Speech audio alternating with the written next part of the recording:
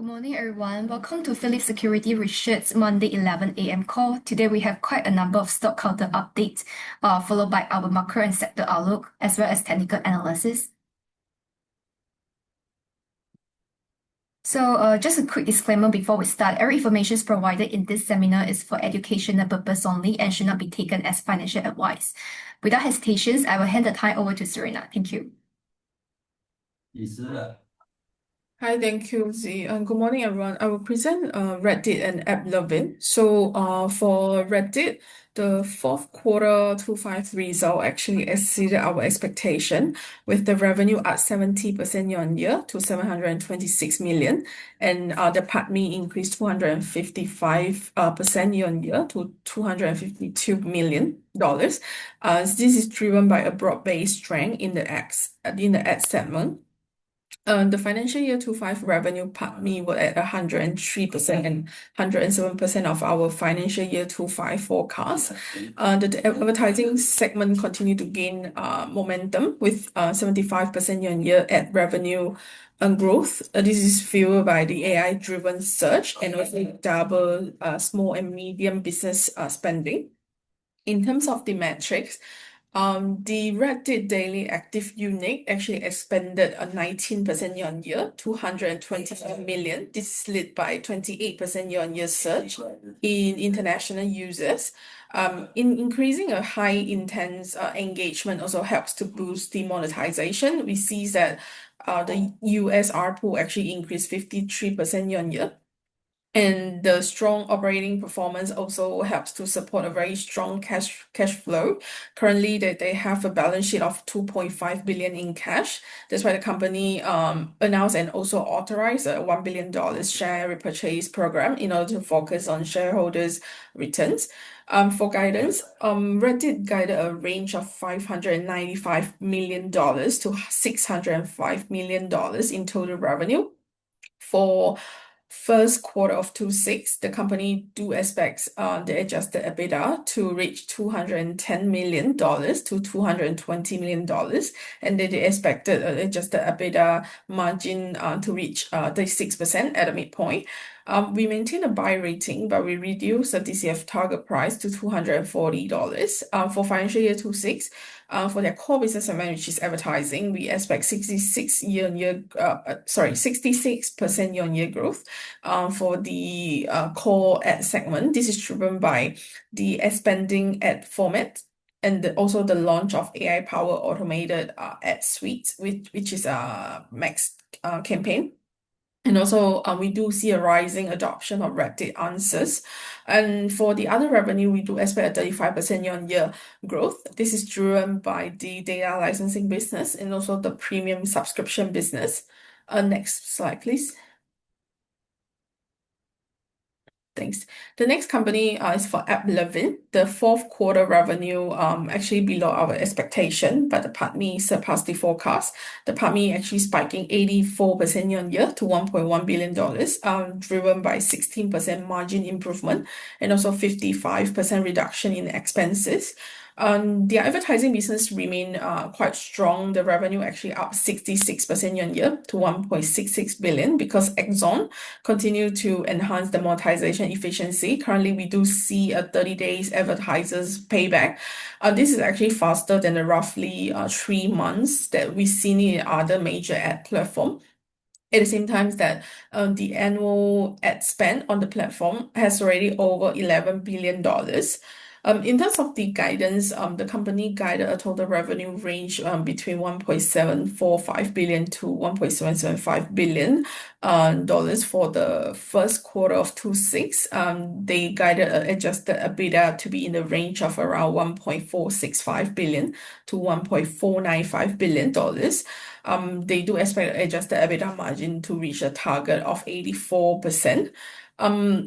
I mean, the company share price actually dropped around like 20% post-earning because of the AI competition concern. But we do see this as a short-term volatility, and we do believe that AppLovin fundamentals remain pretty strong because unlike the software company, they are currently under a lot of pressure. AppLovin actually derives most of their revenue from mobile game digital advertising. Moving forward, we do expect the continuation of upgrade of Axon, which is AppLovin AI engine, to further enhance the ad to user matching, even though currently they are under an increasing AI generated content environment. We also do think AppLovin retain a competitive advantage as a ad mediation platform because they do collect a 5% transaction fee from the third-party demand partners if there is any successful ad bids. And that's why for AppLovin, we upgrade to a buy rating, but we lower our target price to $600 because of the recent share price movement. And we also do roll into a financial year 26 valuation. We lower our revenue forecast by 15% because we do expect the revenue from e-commerce vertical is expected to take time to materialize because the segment is still in a very early stage, and currently the company says that they will be more focusing on scaling. But we increased the PATMI forecast by 3% because of the improved cost optimization. Yeah. Next slide, please. Yeah, I'll present Spotify, and Grab on Helena's behalf because she's on leave. So let's start with Spotify. So for the fourth quarter 25, the revenue grew 7% year on year. This is in line with our expectation, but the PATMI actually jumped 220%. This is driven by the favorable content costs and a £67 million social charge benefits. So for financial year 25, revenue PATMI were at 99% and 130% of our financial year 25 forecast. So user momentum remain pretty healthy.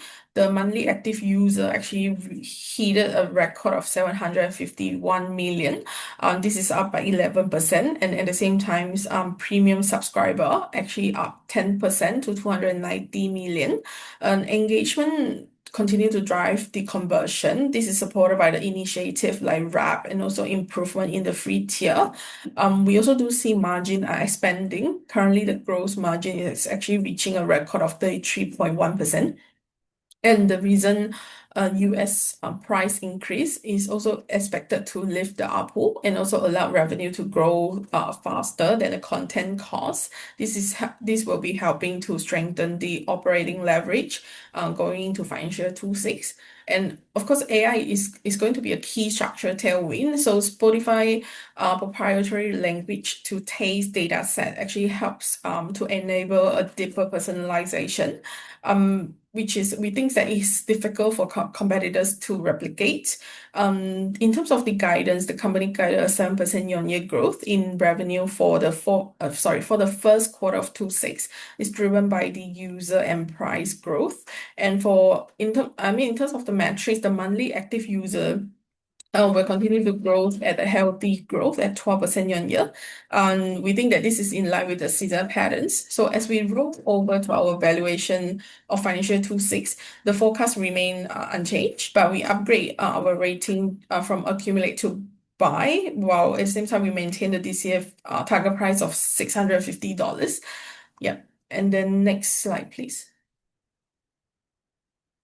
Thanks. So next for Spotify, the fourth quarter 25 revenue was within our expectation as well, but the adjusted PATMI underperformed mainly because of the payment mix-driven margin pressure. So financial year 25 revenue and adjusted PATMI was at 102% and 92% of our financial year 25 forecast. So we do see the growth remain broad-based, the revenue growth 31% year on year. This is supported by the growth in subscription solution and also merchant solution. Spotify is seeing continued enterprise win. We do see a strong performance in North America, and we do also see a faster international expansion because currently nearly 50% of the incremental GMV is now coming outside of North America. At the same time, Spotify Plus is also scaling and also contribute to a larger share of recurring revenue. In terms of the Spotify payment, the penetration currently reach 68% of GMV. This is driven with the higher checkout conversion, also repeat purchase, and also deeper merchants login. I mean, we do see that all of these effort might put some pressure on margin in the near term, but we also do see that it will allow Spotify to capture a larger share of transaction because currently they do have a lot of AI integration with major AI platform. So we see that the AI originated order has already grown like 15 times since January 25, because the transaction from the new discovery channel still route through the Spotify checkout and payment rails. So looking ahead, the management actually guided a low 30% revenue growth for the first quarter of 26. At the same time, they do expect the improving cost discipline. And for this company, we also roll over our valuation to financial year 26. Our financial year 26 forecast remain unchanged, but we upgrade our rating from neutral to buy, and we also increase our target price of $260 from $155, because we do expect Spotify to continue to deliver a strong growth, and they are very well positioned to capture the agentic commerce growth. And for the last company, which is Grab, next slide, please. Thanks. For the fourth quarter of 25, Grab revenue actually grew 19% year-on-year to $906 million. This is in line with our expectation, but for PATMI, it's actually at 153% of our forecast. This is driven by the operating leverage and also stronger contribution coming from a higher margin fintech and also advertising. So financial year 25 revenue PATMI was at 99% and 153% of our forecast. So like I say, growth is supported by all core segments. So the mobility remain the key margin drivers, because the revenue growing 15% year-on-year, and the GMV also growing 20% year-on-year. This is benefit from the better network density and also AI-led dispatch and routing, which helps to increase the driver's productivity and also helps to expand the EBITDA margin. At the same time, delivery now is actually entering a next growth phase through GrabMart, that we see that it's growing 1.7 times faster than GrabFood. It's also supported by the deeper integration with major supermarket chains. And another business segment, which is financial services, is also scaling rapidly. And we do expect that this is the next major earning pillar. And the financial service continue to grow via GrabPay as an entry point, and the loan book grow more than 120% year-on-year. With the GrabPay and also the additional wealth management through Stash, we do expect financial services revenue to increase 42% year-on-year in financial year 26. So in terms of guidance, the company actually guided the revenue growth of 20% to 22% year-on-year, and they do expect adjusted EBITDA growth of 40 to 44% year-on-year. And for this company, we maintain a buy recommendation with an unchanged target price to $7, and we also roll over our valuation to financial year 26, and we increase our revenue and PATMI by 1% and 2% respectively, in order to account for higher growth prospect and also expanding margin for both on-demand and also financial services. And I think that's all for me. I'll pass the time to Iqbal, I think. Thanks. Thanks, Serena. I'll be presenting on Fahmi's behalf because he's currently unavailable, but he can take on questions later. Okay, so for Airbnb, they released their fourth quarter results. The revenue met Fahmi's expectations at 102% of his forecast. PATMI came in slightly below expectations.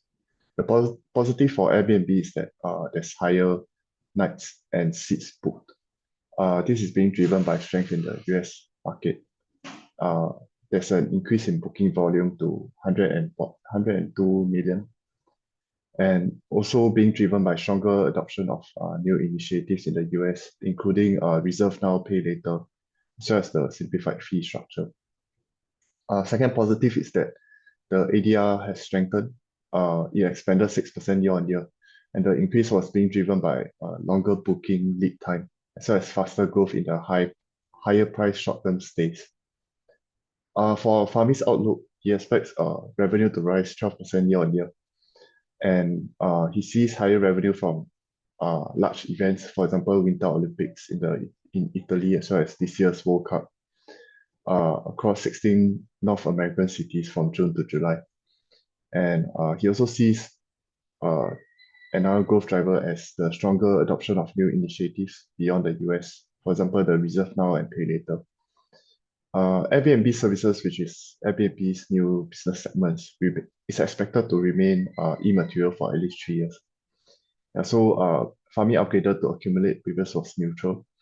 And he also has a higher DCF target price of 138, previously was 127 because of the recent share price performance. Yeah, so that's it for Airbnb. Next slide, please. Yeah, so for Palantir, also presenting on behalf of Fahmi, their FY25 revenue at PATMI came in above his expectations. The positive for Palantir is that there's a new high of commercial growth. Commercial revenue grew 82% year on year. This is being driven by the commercial total contract value, which increased by 161% year on year. And also because AIP and ontology continues to drive both existing customer expansions. And US remains the growth driver for government. Government revenue grew 60% year on year, supported by demand from Department of Defense as well as civil agencies. And also the US Navy awarded Palantir a $448 million contract to modernize the shipbuilding supply chain. And international government revenue increased by 43% year on year. So for Fahmi's outlook for Palantir, he expects group revenue to increase by 74% year on year, being supported by expanding deal sizes as well as customer conversions from AIP boot camps. Fahmi maintains a buy recommendation with a lower DCF target price of 190, previously was 208. This is because he lowered his terminal growth rate to 7.5%, previous was 8%, because of normalized long-term revenue growth, as well as increasing competitive pressure from analytic AI providers. And Fahmi also remains positive on Palantir because its ontology mode and AIP tools continues to drive faster enterprise AI adoption beyond defense. Yeah, so I think that's all for Palantir. Next slide, please. Yeah, for Software Quarterly, also on behalf of Fahmi, for third quarter software sector, their revenue increased by 16% year on year, compared to 12% in the previous quarter. Adjusted PATMI increased by 23% year on year. Microsoft contributed 11 percentage points to the overall sector growth. So for 2026 itself, AI and digital transformation remain the key growth drivers. Software companies with strong AI offerings, for example, Microsoft and Palantir, are expected to gain market share. And enterprise software spending remains strong, supported by multi-year SaaS and security commitments. So the bulk of the software growth comes from productivity and cybersecurity companies. So for productivity-wise, Microsoft experienced growth from large US enterprises, as well as institutions adopting Microsoft 365 Copilot, and Azure revenue Azure revenue growth is also experienced because cloud demand continues to outpace capacity. Commercial bookings for Microsoft also remain strong, and this is being backed by sizable open AI commitments. For Adobe, its revenue increased by 10% year on year. It's being driven by strong enterprise adoption of Firefly services, as well as new individual subscriptions of the Firefly app. For Palantir, for fourth quarter 2025, the company increased its revenue guidance to $1.33 billion, being supported by higher government defense spending and a surge in enterprise AI investment in the AIP and ontology offerings. Next slide, please. Yeah, so for cybersecurity, CrowdStrike um, CrowdStrike's revenue increased by 22% year-on-year, being driven by customers modernizing for AI, as well, to fight AI-powered threats. And customers are also adopting multiple security modules, and CrowdStrike expects new ARR to grow by 50% year-on-year. For Palo Alto, cybersecurity demands remain strong amid the rising adoption of Gen AI, because the Gen AI cybersecurity incidents have more than doubled year-on-year. So there's high demand for advanced security solutions. Yeah, so I think that's for software update. I'll hand over the time to yeah, great, thanks.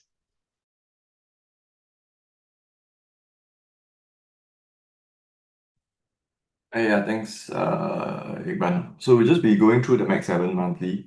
So we're looking at the Mag7 stocks. It did rise by 1.3% in January. It slightly underperformed the S&P 500, which was up 1.4%. So really equally quite comparative.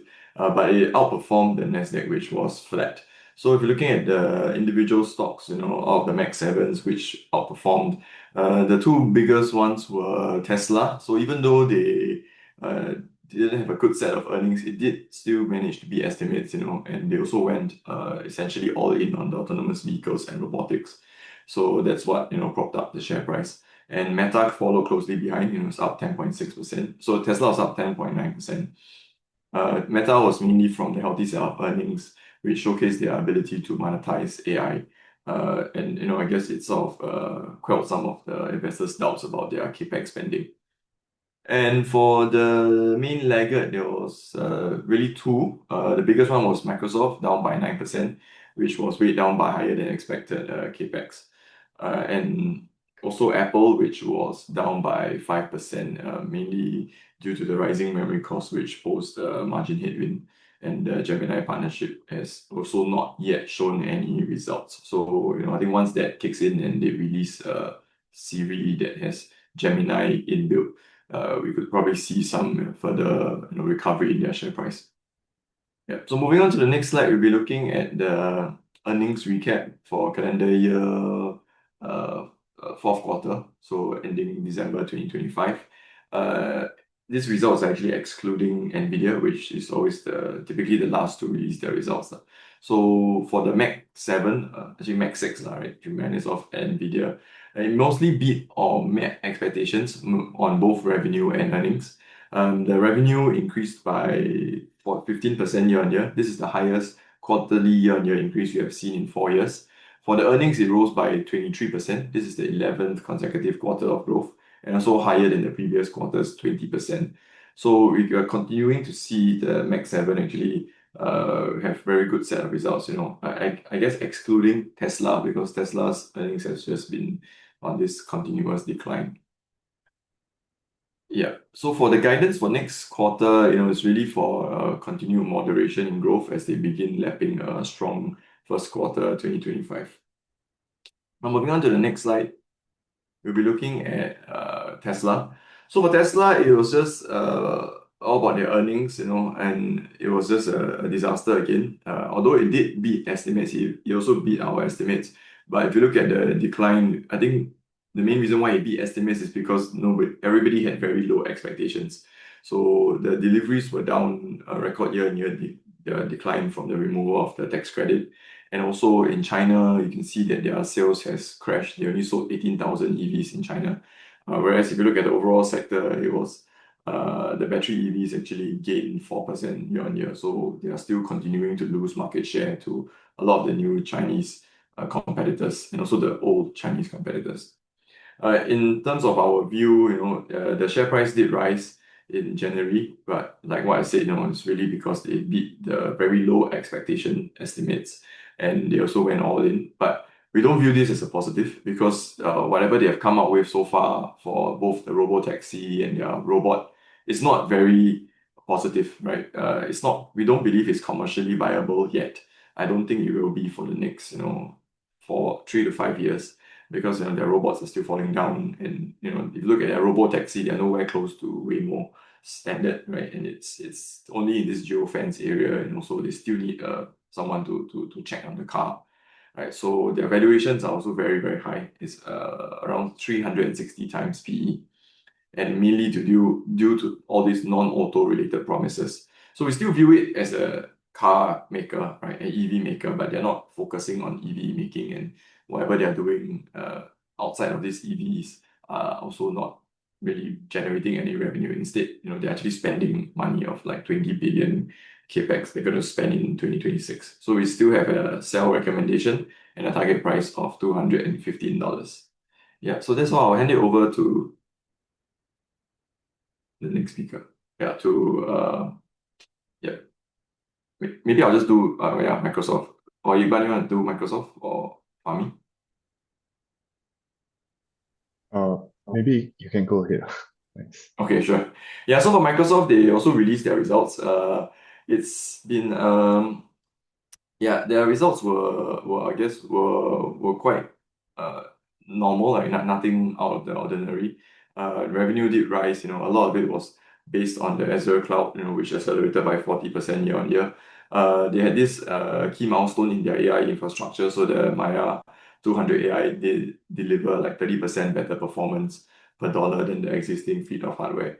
So their share price did fall by 9%. It was mainly weighed down by the higher than expected capex of around 37.5 billion versus what was the estimates was around 34 billion, right? So it represents a 66% year-on-year increase. And there are some concerns over near-term profitability. But we are still quite positive on Microsoft, mainly because their capex is not solely tied to the Azure cloud growth. It actually supports all layers of their revenue growth. So it drives the sales of their Microsoft 365 Copilot, GitHub Copilot, and a lot of their first-party apps. It helps to create long-term value. So the higher monetization that will come from the additional Azure computing capacity will help to enable to improve efficiency across their server fleet. We do have an accumulated rating and an unchanged target price of $540. Yes, so I think that's all for Microsoft. Yeah, I'll hand it over to Serena for Apple. Thanks.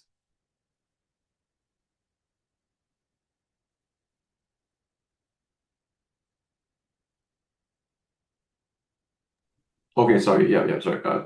My apologies, because Selena's on leave, so I will help to cover her for Apple as well.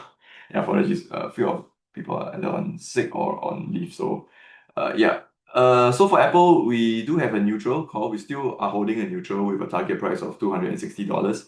They released their results as well. So I did say earlier, their revenue and earnings were both within our expectations. Mainly, their revenue grew by 16%, really driven by the growth in the iPhone, and also the China market has also improved quite well. They have started their Chinese New Year or Lunar New Year discounts in China, so that's one of the news. But the main thing that hit their share price was the memory crunch, right? So the strong memory demand and rising pricing has also continued to weigh on smartphone, especially Apple's manufacturers' margins, and we are continuing to see that it will actually hit the Apple's margins moving forward. So we remain quite cautious on Apple. That's why we have a neutral call. A lot of their near-term momentum is supported by the strong iPhone 17 growth cycle and an upgrade cycle.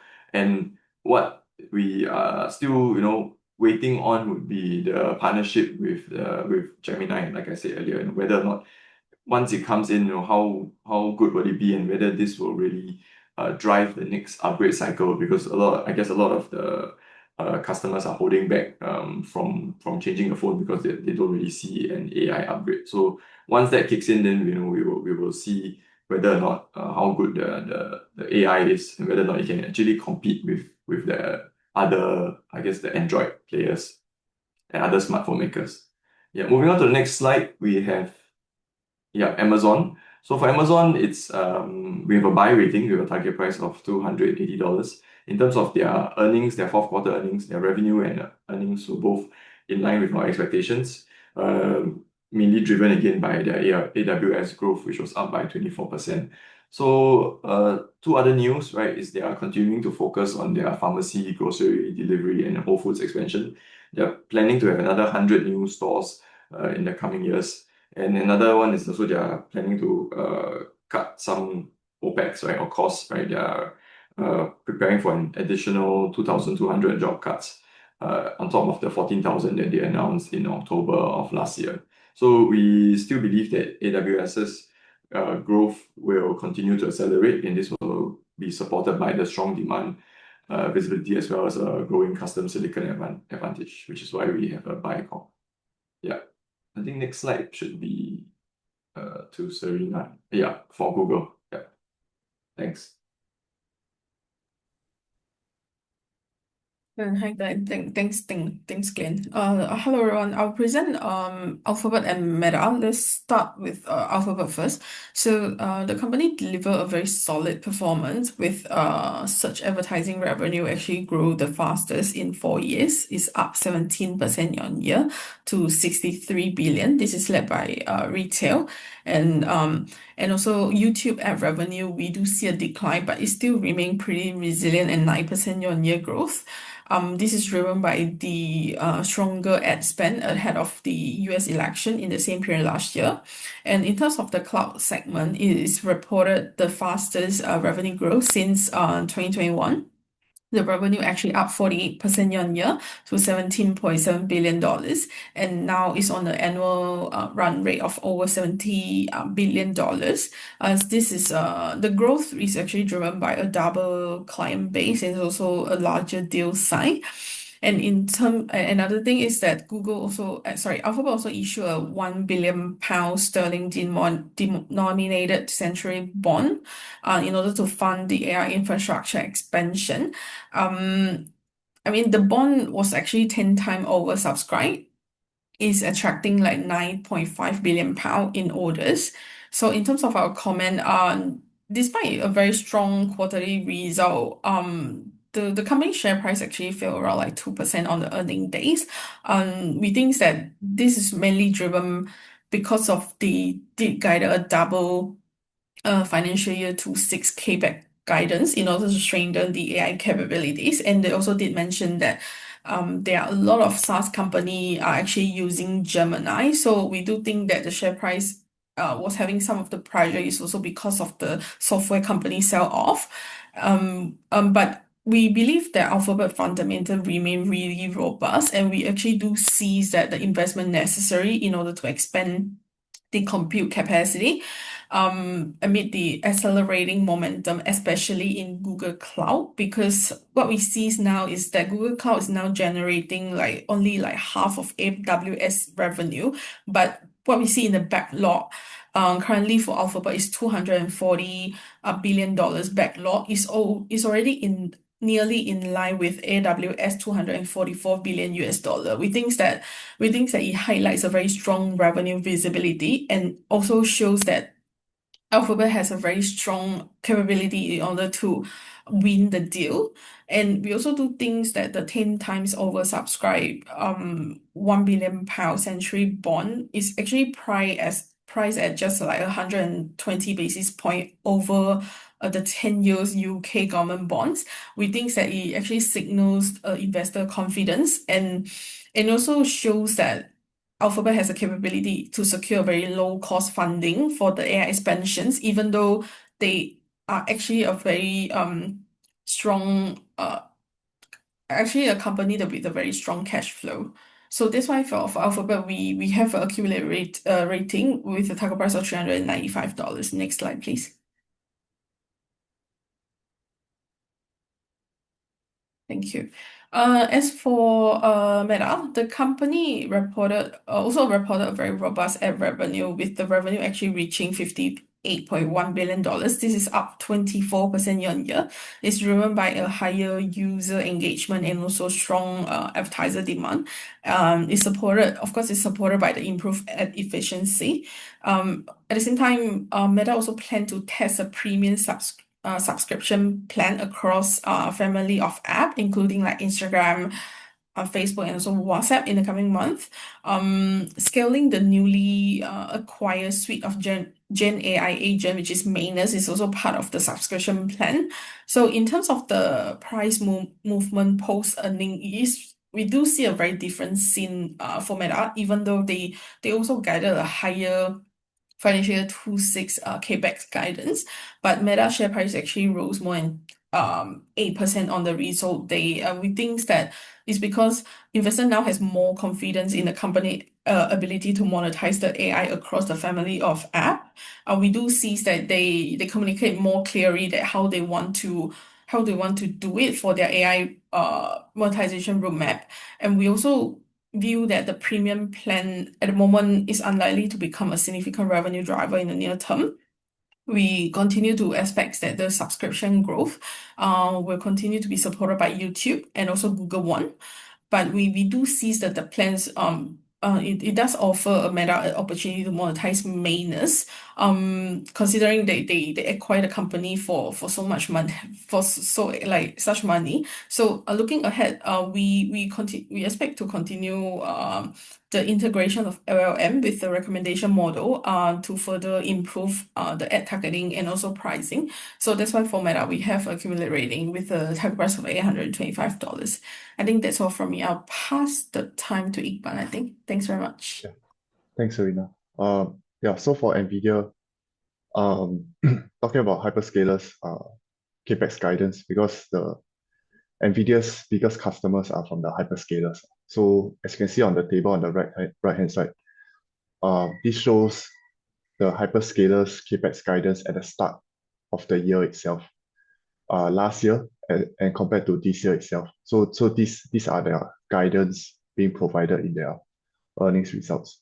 So as you can see, last year they provided a guidance that they will increase CapEx. So the average is about 40% increase in CapEx. But we all know what happened last year. They keep in the end, Google and Meta and as well as Amazon, they increased their guidance even more as the year went on. So last year itself, overall, hyperscalers increased their CapEx by 65% year on year. So for this year itself, if we compare the guidance alone itself, hyperscalers provided a more aggressive CapEx guidance for this year itself. And we do think that this will eventually benefit NVIDIA as a result. Google and Amazon mentioned that they are seeing huge demand for AI compute and cloud. And Meta is also investing largely into Meta Super Intelligence Labs. If we look at the how healthy this CapEx increase is, I do think that it is still within their cash flow means, because last year itself, their combined operating cash flow increased by 23% to $556 billion, which is sufficient to cover their CapEx of a total of $377 billion. So I do think that this is still a healthy phenomenon.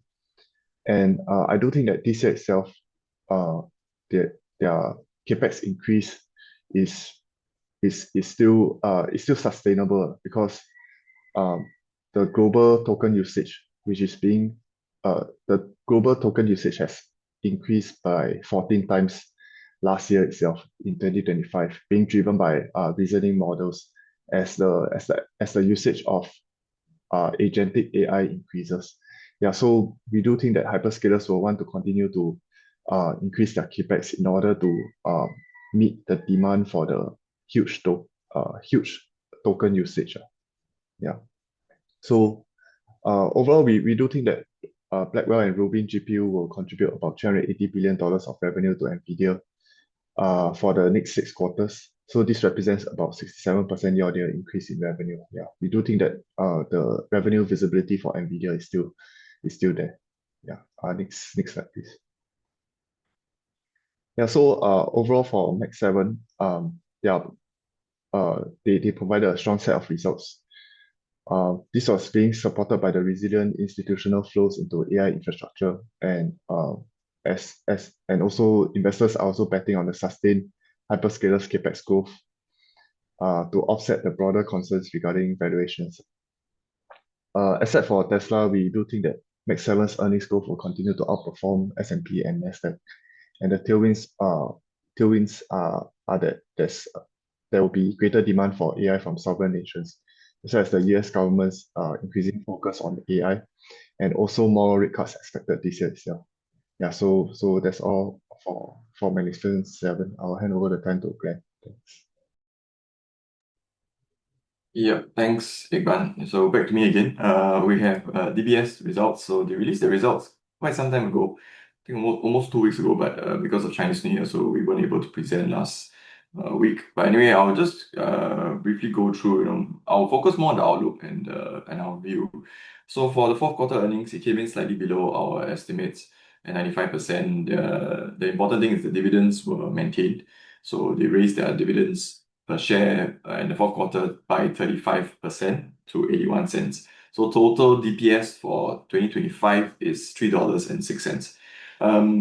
Yeah, so the positives is that they have been moving towards fee income. We are seeing that their fee income has effectively tried to cushion the net interest income drag. It was wealth management fees were up by 24%. But some negatives is that their net interest income and margins have continued to have declined, not continued, really from the lower rates, and also that they had this relatively big as a specific provision from a Hong Kong real estate NPL, but they did try to offset that with some general provisions right back. So if you look at year-on-year total provisions, it's flat, right? Because I think they try to make it as flat as possible and not increase provisions. Yeah. But if you remove that, you can see that the provision right back were actually lower allowances. So that's our view for the following next few quarters, is that they will be able to write back some of this huge management overlay that they have of around 2.4 billion now, and this will help to actually prop up the earnings. Yeah. In terms of the outlook, they have maintained their guidance for 2026. So they're expecting that net interest income will continue to come in below 2025 levels, and net, you're looking at earnings to also come in below 2025 levels. Non-interest income will be the main growth driver. So they're expecting around high single digit of non-interest income growth, but wealth management growth will be in the mid-teens. In terms of dividends, which is I guess the main reason why DBS share price is doing so well, is that they will commit to their capital return plans. So they will still pay out that 60 cents per share all the way until FY27, and also that they have already done the 24 cent step up. So even though earnings have declined, I think I see some questions in the Q&A chat, and I can answer them now as well. While I'm talking about DBS, is that the main difference between DBS and the other banks is that they are very clear on their dividend guidance and their policy, right? So they will give a fixed dividend per share, and they will also give increments like the step up, like the ordinary dividend step up of 24 cents a year. So it has really started. They've given it in fourth quarter 25. It will continue until third quarter 2026, right? And whether or not it will continue again in the fourth quarter of 2026, they are not willing to commit to it yet, but they didn't say no. So if earnings are stable, comes in the guidance of below 2025 levels a little bit, I think we can safely expect that this 24 cents will continue again into the fourth quarter of 26 and into 2027.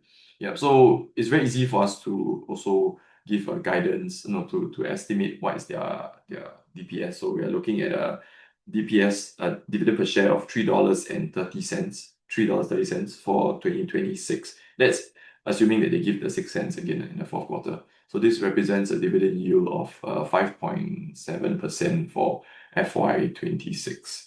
Yeah, so it's still the highest amongst the three local banks. We have an accumulate with a higher target price of $60 for DBS. Yeah, so I think that answered quite a few questions in the chat in the Q&A about DBS. Yeah, sorry, next slide. Thanks. Yeah, so we'll move on to the banking monthly as well. The interest rates have not really changed much. I mean, the story has not changed much. It has continued to decline. SORA was down 5 basis points month-on-month to 1.16%. Year-on-year, it was down 180 basis points. So we also expect that this will continue to decline as the Fed rate cuts come in. And also, Singapore remains a safe haven. And the HIBOR has also declined for the third consecutive month to 2.87%. Moving on to the next one, we're looking at one of the positives of lower interest rates, which is higher loans growth. So loans growth in December was 6.1%. It has maintained at this above 6% for the last almost 7-8 months already. For full year 2025, it was up 5.8%. So it's higher than slightly higher than the mid-single digit loans growth that the banks were guiding for. But this is to just note that this is overall loans growth in Singapore, right? So it was up 5.8%. And moving forward, we expect that the lower interest rates in Singapore and the additional rate cuts that we are anticipating will help to bolster this loans growth recovery that we are seeing into 2026. We are expecting around mid to high single digit loans growth for 2026. So business loans and consumer loans were both up, 5% and 7% respectively. Moving on to the next slide, we're looking at the CASA growth, So it was deposits growth were up by 6% year-on-year in December, and the CASA proportion was quite stable at 19.6%, and it grew by 12%. So CASA is very important for the banks because this is current account, savings accounts. So this will represent their lowest cost of funds. So the higher the ratio, the higher the growth, it means that the cost of funds for the banks is lower. And we expect the CASA ratio will remain quite stable, and maybe even increase a bit as the higher interest fixed deposits mature, and also a lot of the T-bills start to mature, and then there's nowhere else to put them in because the interest rates are so low. So a lot of the customers have this wait and see approach. So they just place it back into CASA in the meantime, and this will help to benefit the banks. Now moving on to the next slide, we are looking at the SGX statistics. So it was a very strong start to the year for the volume growth. In January, the SDAV surged by 58%, and the DDAV was up by 27%. So we are seeing quite a good recovery in continued growth in volumes for January. This is mainly because of the higher volatility, which we use the VIX to represent. It was up to 17.4 compared to 15.6 in December. And we believe that the volatility will persist into 2026, particularly the Trump administration, which is now doing a lot more of things. Right? I'll go into more detail later, and also this will help to benefit the SDAV and the DDAV. And additionally, there's also an injection of the 1.5 billion into the EQDP, which is now totaling 6.5 billion, and this will help to further boost the volumes. So now moving on to the next slide, we'll be looking at the bank's performance. So the three local banks' share price rose by 7.2% in January. That's a very strong performance in January, mainly from the continued strong performance from OCBC, which I know a lot of the investors are, anticipating that there will be some sort of special dividend, or extra dividend or capital return dividend, right? That will be announced in the fourth quarter results. And also UOB, because of the recovery that they had, from a very weak third quarter earnings. But UOB was up 9% in January. If you look at on a whole, on a year basis, UOB's UOB's share price is really just quite flat. It's only up 2%. Comparatively, you look at DBS, is up 33%, and then OCBC is up 22%. Yeah, so it's not like UOB surpassed the growth surpassed the other two. It's just that they're just recovering from the decline that they had in the third quarter. In terms of outlook, we believe that both the bank's earnings will be quite stable in 2026. We like actually DBS for their fixed dividend policy, like I mentioned earlier, and also OCBC because of the high capital ratios that they have. Yeah. So to conclude, next slide, please. We maintain neutral. We believe that the continued decline in the interest rates in both Singapore and Hong Kong will actually impact the bank's net interest margins and net interest income, and their earnings will be hurt by that. But what will help to offset this decline will be the continued growth in fee income, particularly in the wealth management income. We believe that the bank's dividend yield of of 5.3% on average across the three remains very attractive. Yeah, so that's all I have for the banks. I'll now hand it over to Darren for the REITs. Thanks. Yeah, thanks, Glenn. Yeah, I'll run through Prime US REIT results. Yeah, so they are having a higher payout ratio because of stronger cash flow visibility outlook. Yeah, so their FY25 results were in line with expectations. So DPU is at 0.61 cents. So that is 110% increase year on year. But that's mainly because of the higher payout ratio. So for first half 2025, the payout ratio was 10%. And then from 1st July until 5th October, which was the date of the private placement, it was a 50% payout ratio. And then thereafter, from 6th October to 31st December, the payout ratio was increased to 65%. So going forward, the payout ratio will the management will be looking to increase the payout ratio from the 65%. But for now, we are still expecting the payout ratio to remain at 65% for FY 2026. Yeah, so looking more into the performance. So revenue year on year is down slightly. And that's mainly due to lease expiries during the year, as well as the divestment of One Town Centre in July 2024. Yeah, and for them, the finance expenses they increased because of incremental drawdowns of debt facilities to fund capex. So that is important as they try to get or lease up the buildings for longer tenures. So the tenant incentives are still relatively quite high. Yeah, so for the positives is that their portfolio is starting to stabilize. So they have a high payout ratio, like I mentioned, that's backed by improving portfolio fundamentals. So occupancy has trended up over the past few quarters. So last quarter was 80.7%. Now it has risen to 82.7%. Management is very confident that the portfolio occupancy by the end of the year, it will reach at least 85%, but they are looking more towards 90%. Yeah, so for FY 2025, about 680,000 square foot of leases was signed at a 5.6% rental reversion. So that's compared to slightly under 600,000 square foot at a 1.8% positive rent reversion in FY 2024. So that shows that the leasing momentum is really increasing, and rentals are also increasing. And for them, their will also increase as they sign longer tenure for the new leases, like 10 over years. So the will is now at 5.6 years. And 7.2% of leases are expiring in 2026. So it's not a lot. So they have quite small lease renewal risk in 2026. Yeah, another positive for them is that their portfolio valuations, it rose 3.5% year on year. So 11 of 13 assets posted gains. So this was mostly driven by stronger operating performance as they signed up as the portfolio occupancy increased, as well as slight compression in cap rates, like 25 basis points to 50 basis points on average. Yeah, so for the negatives for them is that 2 of these 13 assets recorded valuation declines, mainly due to higher cap rate and discount rate, but this is because of comparable transactions. So 171 17th Street, the valuation was down 6%. That was because of a comparable sale in May. So if you don't know what asset that was, that's actually the Peachtree asset that Manulife US REIT sold at almost a 20% discount. So that affected the cap rates and discount rates assumptions for this asset, 171 17th Street. So as a result, it was down 6%. The next one is Tower 1 at Emeryville. So it was a sharp, almost 50% year-on-year decline. That's because of a comparable transaction that was done in September.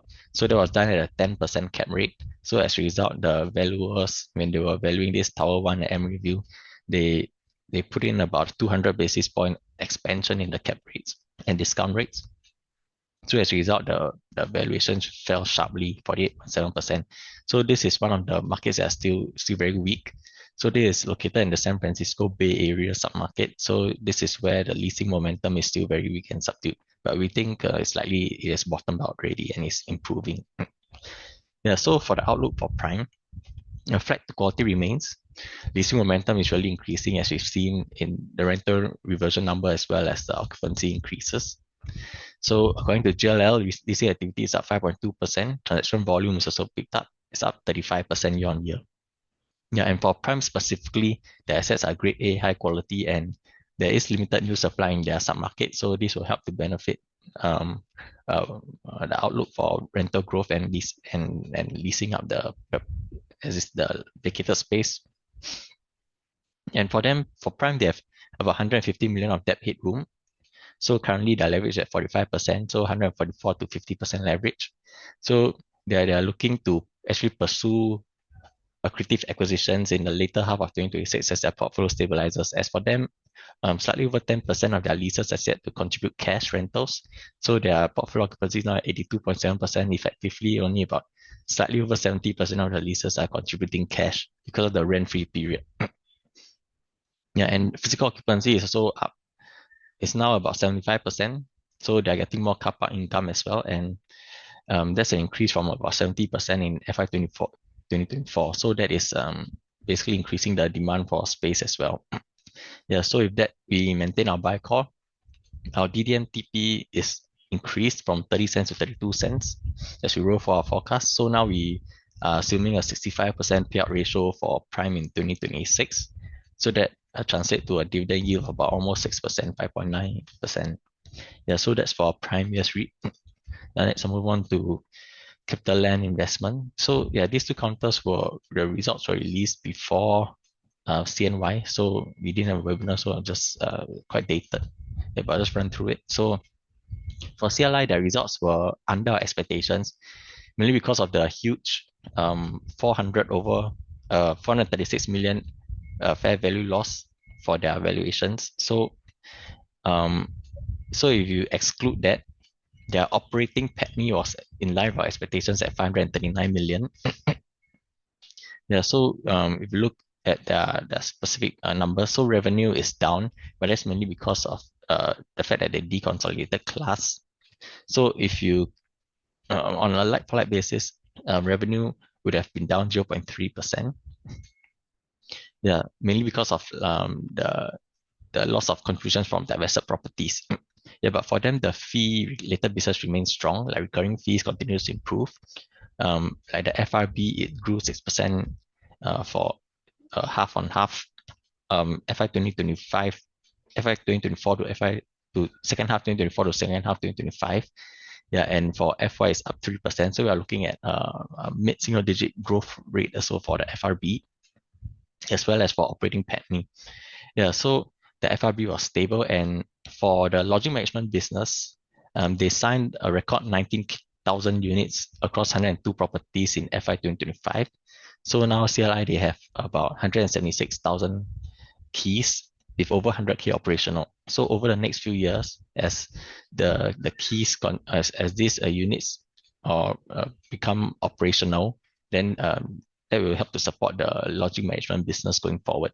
So now the FUM, it grew 7% year on year to 125 billion. Yeah, so for the negative is basically the sharp decline in portfolio valuations. So this was mainly in China, 545 million devaluation. That's mainly from the office and business parks as the operating conditions remain very weak. So rental reversions were negative across the board in China. So this was partially offset by Southeast Asia, which is up 59 million, and India, which is up 98 million. So the UK and Europe also saw a slight decline. I mean, not slight, but a 62 million decline in valuations. So overall, in FY25, there was a 436 million fair value loss. Yeah, so for the outlook for CLI, management indicated that organic growth could possibly bring them to about 160 billion FUM by 2028. That's their target to hit 200 billion. So they indicated that they will definitely need to do some M&As to hit this 200 billion target by 2028. Yeah, and for the divestments front for the China assets on the balance sheet, we expect it to pick up in 2026. So there are plans for them to launch another C-REIT. So that is using Raffles City Shenzhen as the seed asset. So we are targeting at least 1 billion of divestments in China from the balance sheet. So now they have about 3 billion remaining on the balance sheet. Yeah, so for another other than that, for the outlook, we also expect transaction momentum to remain positive, especially the fact that interest rates are lower, and that will basically support event-driven fees as well as capital recycling initiatives. Yeah, so with that we maintain our buy call of TPs at $3.69. And CLI, they indicated a 12 cents FY 2025 payout. So that translates to about a 3.8% dividend yield. Yeah, next slide, please. Yeah, moving on to United Hampshire US REIT. So the results were in line with expectations. So gross revenue was down slightly because of divestments. But if we exclude that, basically the revenue would have increased by 0.8%. Yeah, but for this full year financial year 2025, their distributable income they set aside 2%. So basically their payout ratio was 98% versus FY 2024, their payout ratio was about 93%. So basically they're having a higher payout ratio, which resulted in the very high increase in DPU. So that's 8.1% increase in DPU. Of course, if the payout ratio was same, then the DPU would have been growth. The growth would have been much lesser. Yeah, Brian, and that the positives for UH REIT is that the portfolio valuations were stable, or rather not stable, they increased by 2.8% year on year. So that is the fifth consecutive year of growth since the IPO for UH REIT in 2025. So every year they've booked increases in portfolio valuations. And for them, their capital management remains stable and they do not have any refinancing requirements until 2028. So their all-in cost of debt will decline from 5.21% in the first quarter 2025 to 5.01% in the fourth quarter 2025. So going forward, we expect the cost of debt to continue to trend down, and we're expecting about a 4.6% full year cost of debt for FY 2026. So currently they have 76% of debt that are fixed rate. Yeah, the gearing also remains healthy and ICR as well. Yeah, so for the negatives is that self-storage properties, which contributes about 5% of income only. So this self-storage properties, the occupancy dipped to 88.7%. So that was down from about 95% in the previous quarter, but that's mainly because of seasonality. So usually during the winter seasons, the leasing is lower.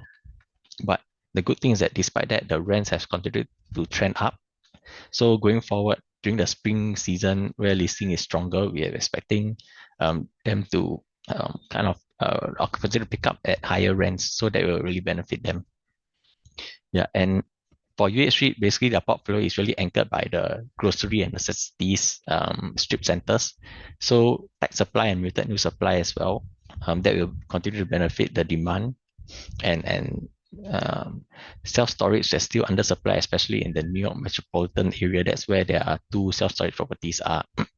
And for UH REIT, given the declining interest rate environment, they are pursuing yield accretive acquisitions in strip centers mainly. That still provides a good positive carry spread. Yeah, and for them, their grocery and necessity properties are occupancy at 97.7%. They also have a 90% tenant retention rate. And for them, for FY 2026, they only have 2.9% of leases expiring, and they have a long WALE also of 7.7 years. So all these underpin their portfolio stability and their stable dividend yield of about 8.4%. Yeah, so no change to our TP, 69 cents, and we maintain our buy call. Yeah, that's all from me. I hand over the time to Hashim. Thanks. Thanks, Darren. I'll be going through Lendlease REIT results. So their DPU has increased 3.1% year on year, and it formed 51% of our full year FY 26 DPU forecast. Positives wise, currently they have a stronger suburban retail portfolio with the acquisition of PLQ Mall. So the acquisition itself was a 70% stake in PLQ Mall at $885 million, which was below their appraised value, and it's the 2.5% DPU accretive. So with the addition of PLQ Mall, their suburban retail portfolio has become stronger, and that really is their their niche. So previously it formed 55% of suburban retail. Now it's 63. So it's a larger portion. And this is underpinned by necessity, essential services tenants. So next, their capital management wise gearing has dropped over 430 bips to 38.4%. So their interest coverage ratio as a result expanded from 1.6 to 1.8x, and their cost of debt has fallen to 2.9%. And the reduction in financing cost is also partly because of the refinancing of perpetual securities at a lower coupon rate. Previously, the coupon rate was 5.25, but their 120 million refinancing is done at 4.75%. So going forward, we think the portfolio is more primed for rental reversion. So in 2022, when Lendlease REIT acquired the GEM asset, their portfolio occupancy cost fell from 30 to 23.7%. So previously, before the acquisition, the only asset they had was Somerset at 313. It's a prime asset which would likely have had higher occupancy costs. But after acquiring the GEM asset, a suburban retail and office asset, their occupancy cost has fallen over 600 bips. So we think there can be a similar effect because of the addition of PLQ Mall, where their occupancy costs can fall further for the portfolio. And as a result, they might have a better headroom for them to increase reversion going forward. Especially because for PLQ Mall, it opened during COVID when the management prioritized occupancy over high rental rates. So low base rents for them will mean that they're going to be having a higher rental reversion going forward. So outlook wise, the management is planning to divest Sky Complex Building 3. Their priority now is to lease up the asset. Currently, their leasing is at 51%, has increased about 2%. And this asset itself is located in a periphery market of Milan. Even though it's a grade A asset, the periphery market is a challenged submarket within Milan, and it has a high vacancy rate of 16.4%. And what we've observed is a majority of assets in Milan is mainly focused on conversion strategies where they convert the existing office asset into either PBSA or hotel because of the challenge submarket. So we think it will be challenging for them and for them to divest, and so the focus for them will be to divest to lease up the asset before they plan on divestment. So going forward, I think the most viable acquisition opportunities will be the remaining 30% of PLQ Mall, as well as the PLQ Workplace, which is adjacent to the mall, and lastly the Com Center, which is a mixed-use asset. So we maintain our buy rating at a higher TP of 73 cents, and Lendlease REIT has a dividend yield of 5.9%. So with that, I will pass on to the next speaker. Yeah, thanks, Hashin. We presented on construction quarterly. Next slide, please. Yeah, so the chart on the left shows the public and private contracts respectively. Public is in blue, private is in red. So both have went up 13-14% last year respectively in 2025. So this is being driven by a spike in public commercial projects as well as public residential projects, which are the HDB BTOs. Then for the private contracts, it's being driven by private institutional as well as civil engineering projects. For the chart on the right, it shows the historical construction contracts awarded as well as BCA forecast for the next 5 years going forward. As you can see, for 2026 itself, BCA still forecasts a very elevated construction contracts awarded of $50 billion. So this is 60% higher than the 20-year average of $31 billion. And for 2027 to 2030 itself, BCA also forecasts strong construction demand being driven by, on top of Changi Airport Terminal 5, as well as HDB BTO, which will also contribute to 2026. There's also NUH redevelopment junior colleges, SUSS campus, as well as the healthcare projects, the hospital projects. Yeah, so we do think that this will flow down to the entire construction sector. Yeah, next slide, please. Yeah, on the chart on the left, this shows the construction material prices. The blue color line shows steel rebar prices. It is still continuing its descent since 2022 because of the weak China property sector. Ready-mix concrete, which is in red, has risen 3% year-on-year to the highest level since 2008. This is being driven by higher project offtake because there's more construction projects being progressed last year itself. And we do think that this trend will continue going forward. So overall, we do think that the material prices are still stable. It will not hurt the construction players' margins that much because the rise in ready-mix concrete prices is being offset by the fall in steel rebar prices. For the chart on the right itself, this shows that the planned industrial space by JTC itself. So the red color line is the year-on-year growth. So the planned industrial space increased by 5% year-on-year, and it is the first increase since fourth quarter of 2024 itself. So this signals that JTC sees higher demand in the private industrial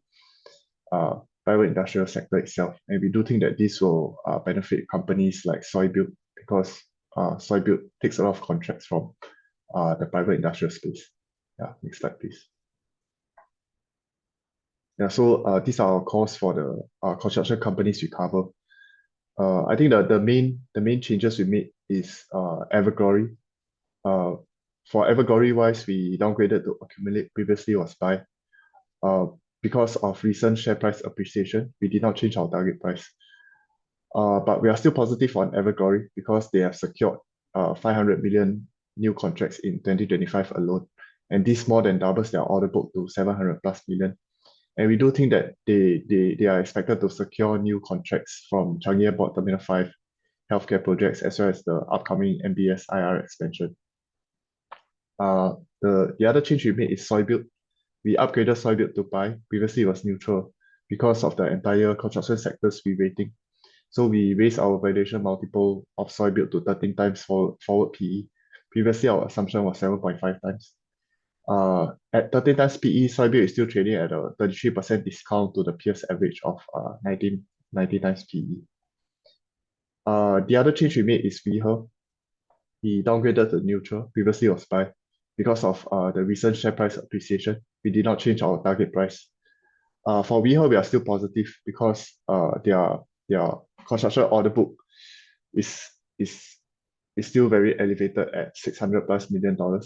For worker dormitory, we do expect their additional 20% bed capacity in June to contribute to their revenue and PATMI in the upcoming results. We also see potential upside to WeHer's share price if their 15,000 bed Tuasville dormitory lease can be extended beyond November of this year itself. And we do think that there's a high probability of extension because of the mega projects coming up in Singapore. We don't think that the Singapore government will just cut off the lease and because this is such a huge worker dormitory itself. So we do think that there's a high chance that the government will extend the lease beyond November of this year. Yeah, next slide, please. Yeah, so this is the snapshot of the construction sector companies. As you can see for SoyBuild itself, it is trading at a discount to its peers average of 90 times PE. Yeah, so broken down by sector, this is the snapshot of their valuations. Yeah, next slide, please. Yeah, I'll also be providing an update on BRC Asia. Yeah, next slide. Yeah, so BRC Asia's provided first quarter update. They did not provide much financials, but revenue and PATMI is within our expectations. The positive for BRC Asia is that their order book reached a record of $2.2 billion. As you can see in the chart at the bottom left-hand corner, The red color line is the order book, so it's at record levels now. The blue color line shows the revenue itself. So we do think that this elevated order book will continue to drive revenue and PATMI growth going forward. And our outlook for BRC Asia is positive because on top of the heightened order book, BCA has also forecasted stronger construction demand for this year as well as the next 4 years itself. So with a 60% market share in Singapore's steel rebar for construction, we do think that BRC is a major beneficiary of this heightened construction levels. Yeah, so this year itself, we do think that BRC Asia will benefit from Changi Airport Terminal 5, MBS IR expansion, Tengah Hospital, HDB BTO, as well as MRT LTA line extension. And we raised our target price to 5.3. Previously it was $5.1. And we raised our target price by raising our revenue and PATMI assumptions. BRC Asia currently trades at an attractive dividend yield of 5.3% as well. Yeah, so that's all from my end. I'll hand over the time to Zane. Thanks. Yeah, thanks, Iqbal. Morning, everyone. I'll move on to the technicals. Yeah, so first up, looking at S&P front last week, it continued to find support from the 100 SMA level, which is the purple moving average you see in the chart. So that's a very key level that has been holding price, as well as the horizontal level, which it did a third retest since the start of this year at 6,789. So I think we're still seeing some sort of a sideways consolidation for now. Bollinger Bands are also kind of flat. Yeah, so overall for now, resistance likely to be at 6,910 to 7,020 area, which is currently the 20 SMA to about the upper Bollinger Band, and support likely to be at 6,775, which was a swing low of last week, to about 6,870. Yeah. Next slide. Yeah, so next one is summary of our technical calls initiated last week. So first up, we had a technical buy for Reddit. So it's currently in progress, up about 1.8% as of Friday's close. And secondly, for a technical buy for Ultra Green AI, currently in progress as well, up 2.8% as of Friday's close. Yeah, so that's all from me. I'll hand over time to Glenn, who'll be covering for Paul. Thanks. Yeah, thanks, Zane. Yeah, so Paul is currently on a meeting, so I'll try my best to cover his slides and the counters that he has. So any questions that I think I see in the Q&A, there's quite a lot of questions. A lot of them are directed to Paul, but if you can just put it into the P3 app, and then he'll be sure to get to them. Yeah, because he won't be able to join us today. So anyway, yeah, so please bear with me while I try my best to go through his slides. So we first have Singtel. You can see that the highlight for the results was generally in line with the forecast at around 74% of our forecast, whereas the profits did exceed estimates at 81%. And if you look on the left, the main highlight would be the regional associates, right? At the bottom red box here, you can see especially for AIS and Advanced Info, the earnings jumped about 47%. I think that's the main highlight for Singtel here. You can see that the regional associates was up 15% year on year. So the next thing, as expected, the Singapore mobile in general continues to be under pressure. You look at the left, that's the Singtel Singapore earnings specifically was down by 11%. And there's no signs of it slowing down because there continues to be very intense mobile competition in Singapore. So we do maintain our accumulate call and our target price of $5.35. We still like Singtel because we think that it is earnings momentum underway. The associates have continued to grow strongly, and what put down the general growth was a 4 percentage points hit because of the currency or FX. And if not, earnings would have been much stronger for Singtel. I think it could be around 10%, or if you're using like to like currency, it could be like even up 13 or 15%. So the general theme for Singtel is that the mobile price is underway and it's happening in multiple countries, especially India. They're already enjoying higher mobile prices. And then you have Australia, Thailand, and also in Indonesia. The next driver, of course, will be for NCS. The growth is around 20%. 21% actually. So there will be a new data center that will be coming up, and this will be opening in the fourth quarter, and there will also be another boost to earnings, especially for the next financial year, FY27. So it's a March year end. So yeah, financial year 2027 will be from March onwards. Now moving on to the next telecom counter, I guess it's Starhub. So Starhub, the results were within expectations. The only positive was that they maintained their dividends. If you look at the earnings on the left here, the earnings was actually down by almost 66%, right? It's all the way at the bottom here, the penny, adjusted penny, because they're facing very intense mobile price competition, similar like what I said about Singtel. And the revenue has actually contracted. The top line that was down by 2%, and then EBITDA was also down by 23% year on year in the fourth quarter. For 2026, they are guiding for at least a 15 to 20% decline in the 2026 EBITDA. So it will mean that net profit will actually be worse. We do lower our forecast by 8% because there has not been any change or improvement in the intense mobile competition. And now they're also rolling out a lot of unlimited mobile plans, data plans in Singapore, and we do maintain a neutral for Starhub. For Starhub, there could be a small special dividend happening because they have a 17% stake in Ensign that they might probably sell to their parent, which is Temasek. Because this business, they have owned it for over 17 years. But this cybersecurity business has only earned them around $800,000. So the parent company, which is Temasek, will probably just buy it back from them. And the problem we have with Starhub is that they're going back into investing again. You look at their capex to sales, it has jumped from 7% to 13% to 15% to 13 to 15%, so almost a doubling. And because although there's not a lot of competition, but we are quite negative because the earnings have been on a downtrend, right, a decline, but they are continuing to spend on capex. It just shows that they are not very good on their cost discipline side of things. Now, moving on to the next slide, we have Thomson Medical. So Thomson Medical, we downgraded it to an accumulate mainly because the results were below our expectations. For the first half, the revenue did meet our expectations, but the margins came in much worse than expected, mainly because of Singapore. If you look on the left here, you can see that Singapore was down, the red box here was down by around 16%, and the turnaround that came, the positive was from Malaysia, especially in the Angkor Care. So you can see that the earnings in Malaysia, in terms of the EBITDA, was up by 73%. Right, the net profit is actually up 10 times, but mainly because the Malaysia business is listed. So it's called TMC Life Sciences.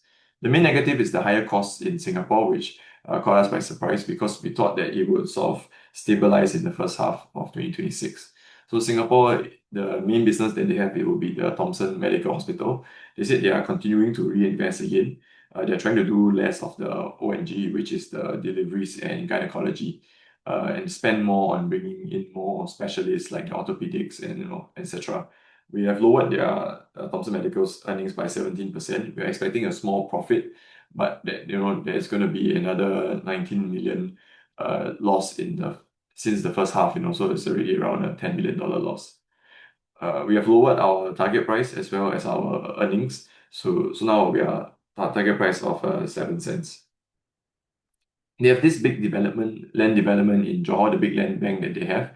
It's still pending, so there's not much news that they have announced. They're still getting a lot of proposals for it, but they're really just waiting to finalize which proposal they want to go ahead with. So in general, for us, we do see some turnaround in Singapore and Malaysia operations, and we have an accumulate call. Yeah. So now moving on to the Singapore weekly. Yeah, I'll try to be quick because we have almost 50 over questions here. Yeah, so there's a lot of data that's coming out of Singapore. I won't run through everything, but the main point is the fifth one here. So you look at the fifth one is the exports, right? It's doing extremely well, especially the electronic exports. So the semicon in January, it jumped by 80% year on year. So it's really the best growth rate that we have seen in around 15 years. And also December was another strong month. So that's what's driving the Singapore exports is really the semicons. Our best guess is that the AI spending is spreading out of the US into Singapore as well. The new home sales was also quite big. We are continuing to watch the momentum on residential property, and the two main launches to watch will be the River Modern as well as the Pinery residences, which are coming up. So last year was quite hard to compare, if you want to compare year on year, because they had this quite big development called the ORI, which sold almost 700 units. So it's very hard to do a year on year comparison. But in order to gather sentiment, it will be great to watch the River Modern and Pinery to see the momentum. If whether or not the sentiment is good, the momentum is good, then it will continue to push the property development stocks. So in terms of our tactical view, of course, there will be I think next slide.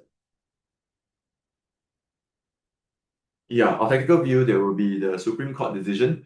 So the reciprocal tariffs, under the IEPA Act, which is the Emergency Act, but this is now removed. So the reason why Trump previously at first, right, he had this emergency, and he used this Emergency Act was because he wants to remove the manufacturing of illegal drugs, that is coming in from China and outside of the US into the US.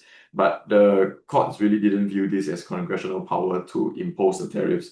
So that particular act doesn't allow tariffs, right? So what's the implications for this is that he just imposed 15%. That's the maximum he can impose under this, but then again, it will only be for 150 days. So if you look in the Singapore's lens, it's actually a negative because Singapore's tariffs were only originally 10%, and now it's up to 15%. But in general, in ASEAN, right, it's quite a positive because it's all lower. Vietnam was 20%, now it's down. Malaysia and Indonesia were also both 19%, so now it's down. But for China, there's not much relief because they still have a 50 and 100% kind of tariffs.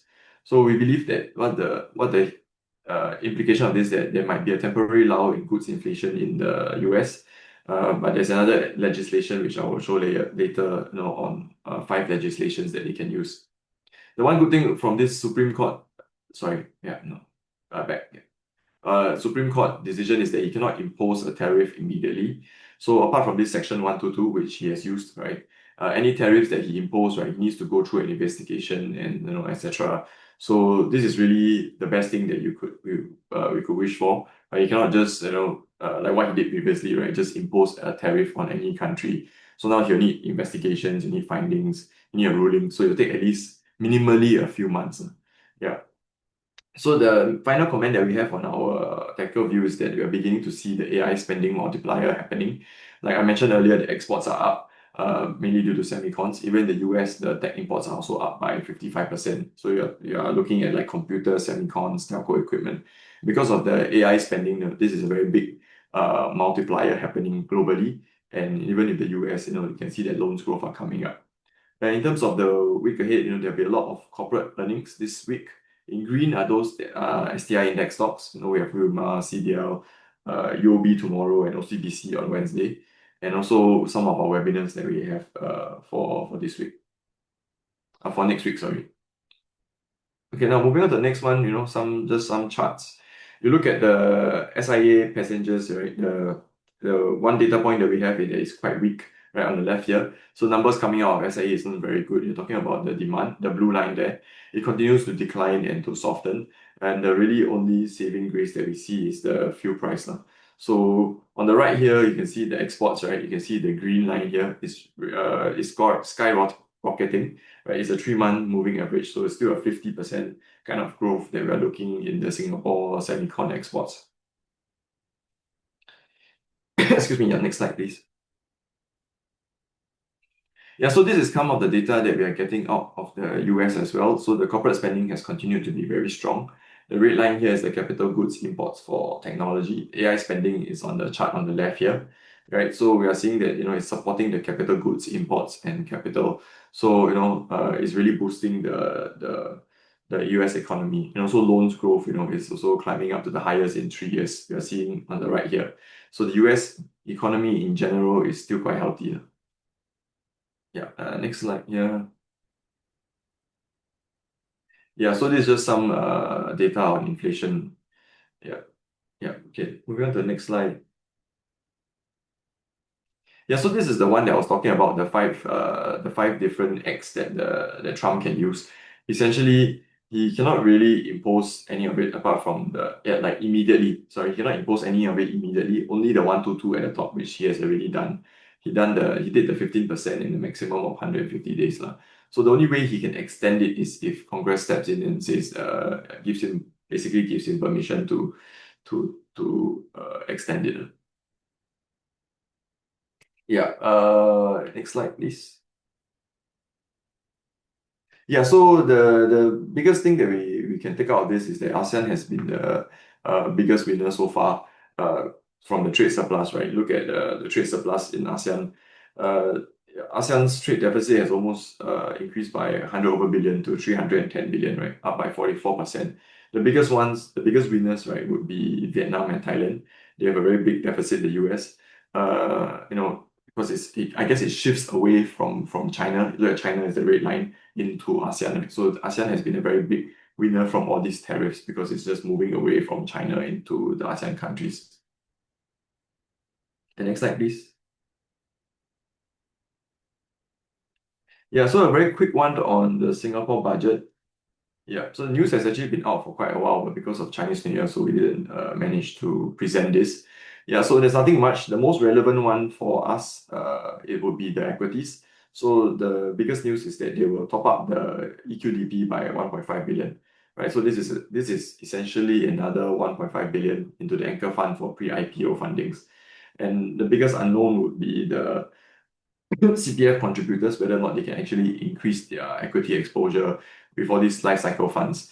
They haven't given any indication on how strict they will be with this because it's a very big pool of money, and whether or not CPF can actually raise their equity exposure. So they don't have any details. We don't really have any details, so we can't find out what's the size for this. Next slide. Here's my last slide. Yeah, or more like Paul's last slide. So this is just for your reference. You can see the fiscal deficit here, or more like the surplus. If you look at the bottom here, right, in 2025 they had a surplus of 15 billion, right, in the bottom red box here, and that's excluding the land sales, right? So if you have the land sales, you add it in, it's 35, almost 36 billion kind of surplus for the country, for Singapore. Yeah, and that's, I guess, why they also gave us the GST voucher, which is, I think it amounts to about 0.7 billion, yeah, of the 36 billion. So that's all, I think, the slides that we have. Yeah, so we just jump straight to Q&A. Yeah, we have a lot of questions. I will take some first before I hand it over to the rest. Yeah, we will just do the most voted ones first. Yeah. Yeah, okay. There's one here. Hi, Glenn. Would the 3 local banks benefit from EQDP risk-wise with the 15% US tariffs? Will you perceive a sell-off in the bank stocks? Yeah, I don't think we will. There'll be a big sell-off. 15% tariffs wouldn't really make much of a difference, right? For the banks, at least. Would it benefit from EQDP? Yeah, they will definitely benefit from EQDP. In terms of trading income as well, right? All those will benefit the Singapore banks. But I think what the Singapore banks, the main point that everyone will be looking at for Singapore banks would be the first one would be the provisions, right? Whether or not they can stabilize it, especially for UOB, right? Because UOB's provisions spiked up a lot because of their preemptive provisions that they had in the third quarter. So we are hoping that there will be an absence of this in the fourth quarter, and that will help to bolster their share price and their earnings. And also their dividend. The second most important thing will be the dividends. DBS it has come out, right? I think it was quite expected already for DBS. Where would they be going directionally in terms of dividends? How much are they giving? The other two banks those are really the ones that nobody knows what are they going to say, or what are they going to be giving back? How much are they going to be giving back? Because they have been quite quiet on the capital return front in terms of the dividends for the UOB and OCBC, especially for OCBC, because UOB they had some excuse, right? Because the earnings were poor. They had to set aside a lot of their excess capital for the provisions, right? So they had some excuse in terms of why they don't want to give back capital. But for OCBC, they don't really have anything, right? They have so much excess capital. I think it's still the highest amongst the three local banks. Yet they're not buying anything. They're not doing any acquisitions or spending it. So it's quite hard for OCBC. The only reason I can think of is that they didn't want to mention anything because of the new CEO stepping in, right? So they want to let him do it instead of letting Helen do it. Yeah, so hopefully we'll have some good news tomorrow morning in terms of the of dividends for OCBC, because that's what really propping up their share price actually. The fact that they have so much capital. Maybe I'll just take two more quick ones. Yeah, so there's one about iFast. Why iFast share price dropped after the good results. Yeah, so they did have a good set of results, but I think what's more important would be the outlook, right? They were a bit more soft on the outlook. The Hong Kong e-pension outlook was also, they don't give any hard figures now. Previously, they would give very detailed guidance on the Hong Kong e-pension. Now they just say double-digit growth, right? So, and also the outlook for next year it's not, we don't cover IFA, so we don't really have a forecast. So based on consensus kind of forecast, they're actually cutting down on their 2020 FY26 estimates, right? That's not a very positive sign. So although they have very good set of results, the outlook is not very good, right? Not as good, sorry. So it will still have growth, but it won't be as strong growth. So that's the main reason why there was some pullback in their share price. Let me take one more. Yeah, okay. Last one about the banks again. Will UOB and OCBC results be bad like DBS? Yeah, I don't think DBS's results were bad, right? It's just that the expectations were extremely high. They really gave us a lot of preemptive guidance, right? They kept saying it'll be worse than 2024, and indeed it did come in, lower than 2024. At least I know that we're looking about full year results now, FY25 results.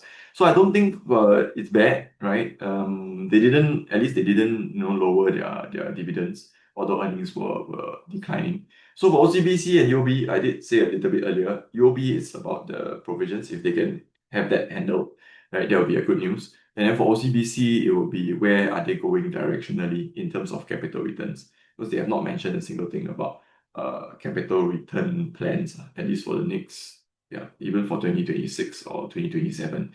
And they have so much excess capital that I guess they need to give back in order to lower it down to their optimal level. Yeah, so those two things would be the main thing. So I doubt it's not really bad. Yeah, okay. Let me hand it over to the rest of my colleagues first. Yeah, thank you. Yeah, thanks, Glenn. I'll just take a few because of time constraints as well.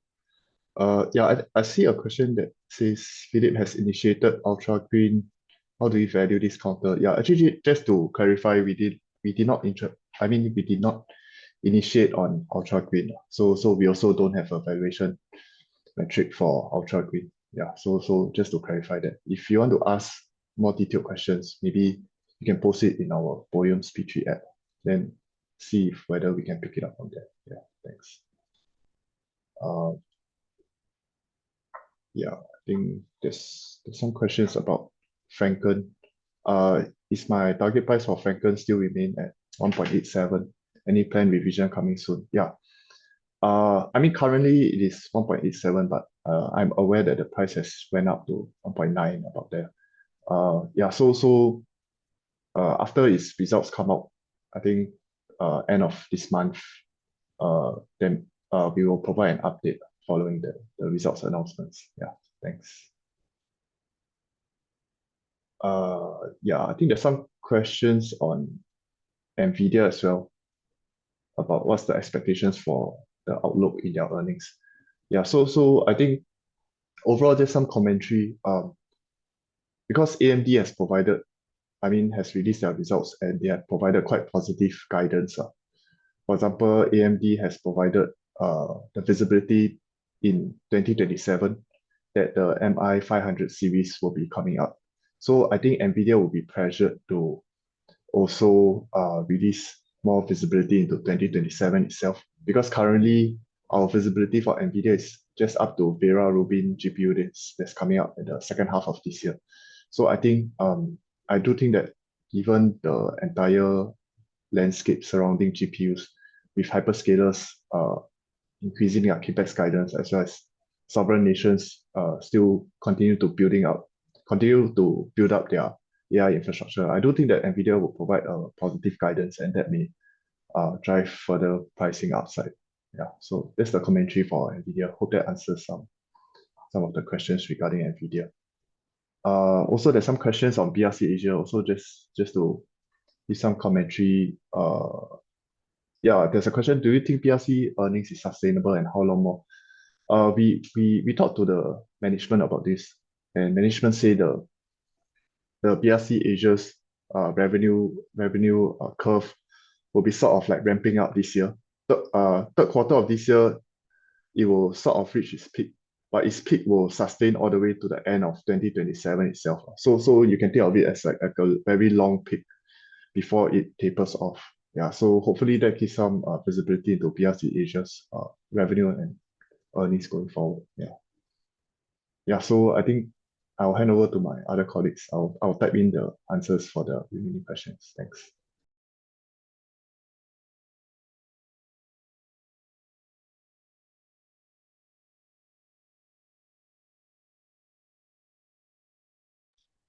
Let me try to answer some. In order for CLI to achieve 200 billion, their FUM target, do you think they would have some cash costs along the way for the M&A based on their financial standing? Yeah, so based on their financials, currently their gearing, if I'm not wrong, it's about 0.3. Sorry, let me pull it up. Yeah, their gearing, their net debt to equity currently is 0.43.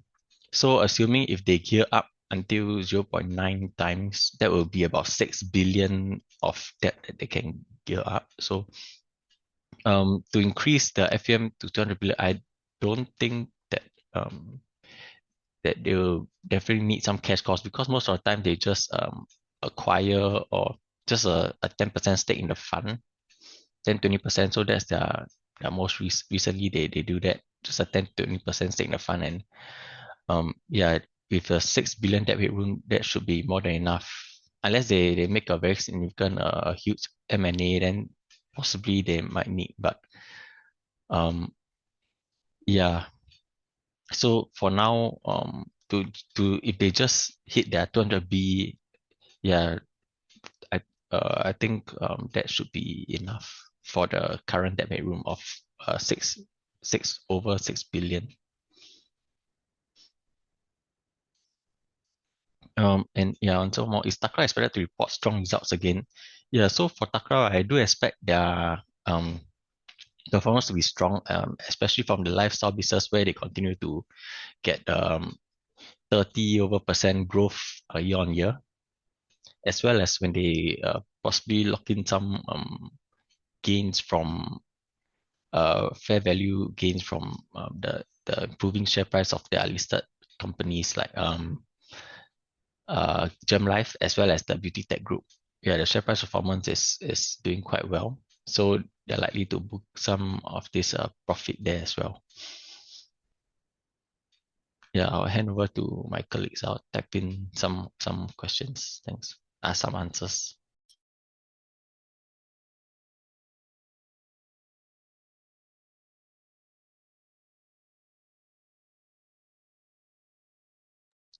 I think I'll take a few questions. So there was a question on the UE REIT, One Raffles Place sale.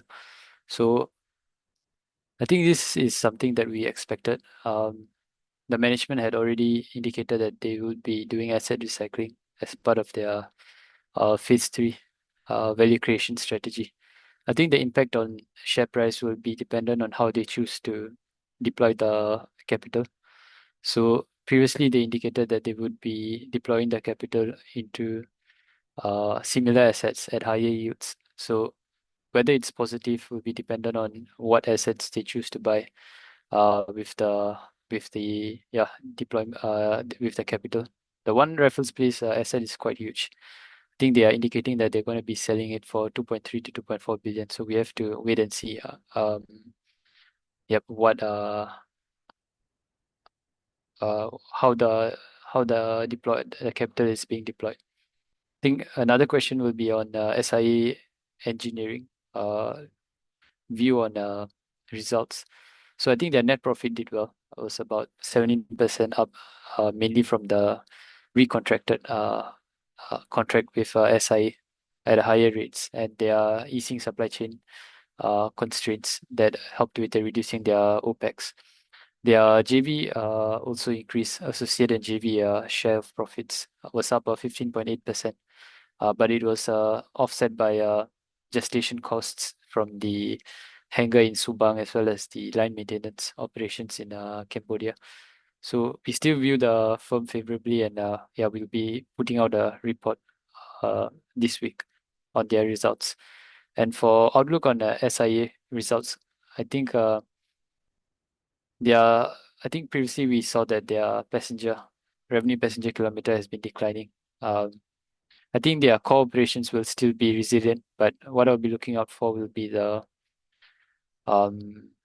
share of loss from associates. So previously we saw that in the previous quarter they had a 375 million loss. So what I'll be looking out for this time will be whether this has narrowed and the trajectory of the share of loss from associates. So with that, I'll pass on to the others.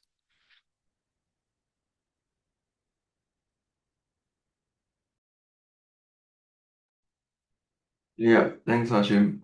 Maybe let me just go through a few more first before I hand it over to Zain for the TA. I'll give him 10 minutes, I hope. Okay, so someone asking, what's the highest special provision for DBS? Is it a cause for concern? Yeah, no, it's not really a cause for concern. It's actually coming from a Hong Kong real estate NPL. So they already had this set aside in GP, but they just prudently shifted it to specific provisions. The borrower is not in default. The NPL really just arose from liquidity pressures. Yeah, so they're just moving it, just shifting it from GP to SP. Yeah. Yeah, okay. Let me just try to answer a few of the banking questions, right? So, so someone asked, what is the proportion of the loan book to local SMEs? Yeah, they don't give that specific figure, right? Because I think it's maybe it's a bit more sensitive, so they don't give specific to local SMEs. But I would say Singapore still makes a majority of the loan book. Yeah. Yeah, but yes, it will definitely be a tailwind for the banks. In not just because they are benefiting from the global AI revolution, right? So they will get it from a lot of the big players, like what you mentioned, Franken, UMS, CSE, CSE. Yeah. So they won't. It's not just them, but it's also from the general decline in interest rates. That would not just attract all these, I guess, like AI players, but also the normal SMEs and even the consumer personal loans, right? It's a lot lower, cheaper now to get a housing loan, per se, right? Or even a car loan, right? So all these will contribute to loans growth. Yeah, then moving on to the next question is asking whether or not, so this goes into the next question from Ian. He will ask, do you think lower interest rates going forward, will the loans growth be able to offset the lower interest income? Yeah, good question. I don't think it will be able to offset it fully, right? The decline in the margins will definitely not be able to offset the increase in loans growth will not be able to offset the decline in margins or the margin compression. So I don't think it will be able to offset, which is why the fee income will kick in to help to buffer that decline in interest income. Yeah.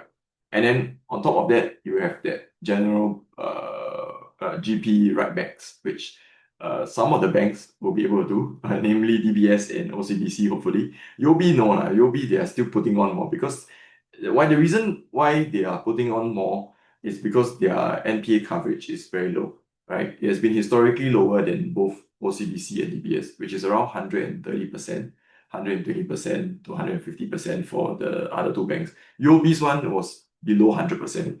So after they bumped it up, it went up to 100%. Now it's at 100%, their NPA coverage. Yeah, so that's the reason why they actually pushed it up. Is try to at least have a better coverage for NPAs. Yeah, and then there's also quite a few questions on the target price for UOB. Yeah, so our UOB target price is now $36.70. Yeah. Not 36, like 36.70. Yeah. So yeah, we have a neutral call. So it's we usually add in the dividends. So our neutral call is still maintained for UOB. Namely for that reason why I said earlier that their NPA coverage is quite low.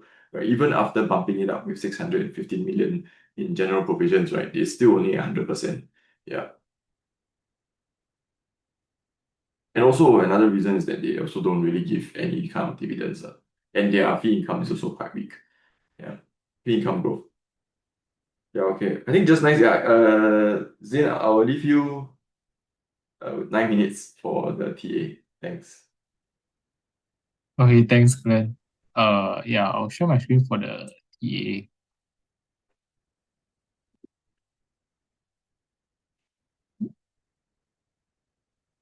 Yeah, so first up is on Singtel. So I think for Singtel, the uptrend remains pretty strong. Price is generally finding support from the 10 SME, this red line over here, and we are still seeing higher highs recently. Yeah, so I think for now, immediate support could be a test of about 490, 496, this 5 SMA level over here. And in terms of the current resistance, I think for now could be around 515, the upper Bollinger Band. Yeah, so I think we could still see the uptrend continue upwards, given that price broke out of the resistance, this resistance of 495 last week. Next one for Franken. I think Franken is also pretty strong. I think price is generally finding support. The key supports around the 10 SMA around there, so the red line. For now, it's a bit of some sideways consolidation with declining volume. So I think for now, we could be seeing some sideways consolidation support around 185 level. Yeah, 185 to 192 maybe. And afterwards, I think we could see a continuation of the uptrend.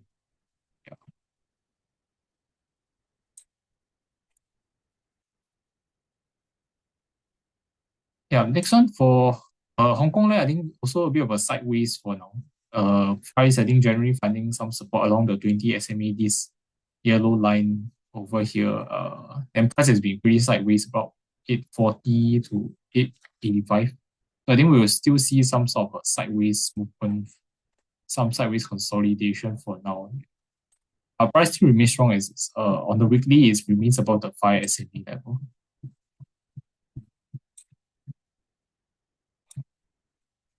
Yeah, so I'll probably see some sideways range consolidation. Next one for ComfortDelGro, I think ComfortDelGro, I think price recently broke out of this 149, 150 area. So I think near term wise, it could hit about 155, this previous swing high. It was in August last year. And immediate support could be about 151 to 152 area. So after one short-term resistance of 155, and afterwards could be at 160 next. Next one for Manulife US REIT. For that, I think the overall trend remains weak, still pulling back since September last year with a down start of February below 0.070, and still continue to see lower highs as well. So I think for now, we might see some sideways between 0.066 to 0.069. Afterwards, I think the trend remains weak, and we could see maybe price go towards 0.063 next is the next stronger support level. Okay, next one, International Cement Group. Yeah, so for this, I think overall the price action remains strong. Price has been rising on quite a bit of volume as well, on supported along the 5 SME level as well. So today, I think we tested 5 SME, we could still see some support over here. Yeah. overall trend remains strong as long as it remains above this 5 SMA level. Then below that, the next support level, I think 0.071 to about 0.072 over there. So short term wise, some resistance at 0.080. We could see some sideways consolidation beholds as resistance.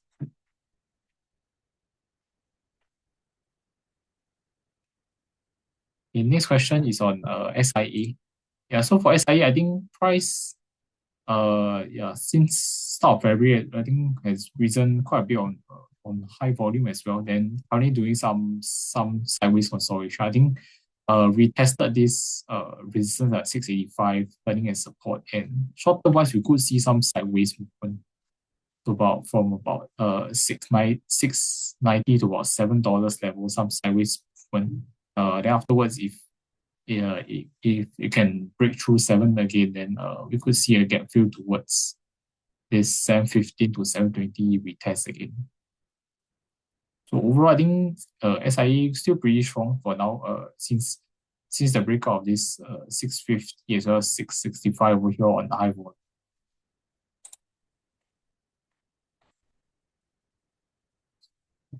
Next one on Capital DC REIT. Yeah, so for Capital DC REIT, I think price wise still okay in the short term. Since the breakout of this 220 level, price has been rising along the short-term moving averages along the 10 SMA has been a good support. And then the recently breakout of this 224 level resistance has been finding support as well. So I think price could still try to inch upwards, currently approaching a bit of a previous breakdown level over here around 230. So there might be some sideways, some consolidation that take place over here. But I think overall the recent short-term movement upwards, I think is still okay.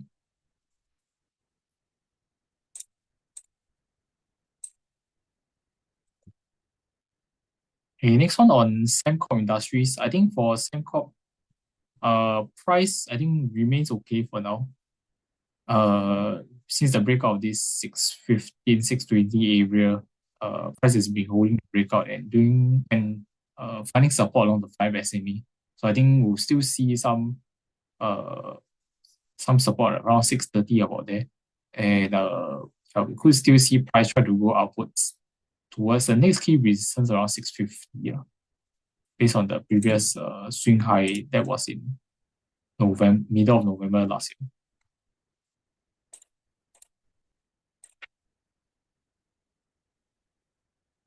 Okay, next one on Yangzijiang Financial. So for Yangzijiang Financial, I think we could be seeing some slight recovery in terms of the price because price has been trending down along.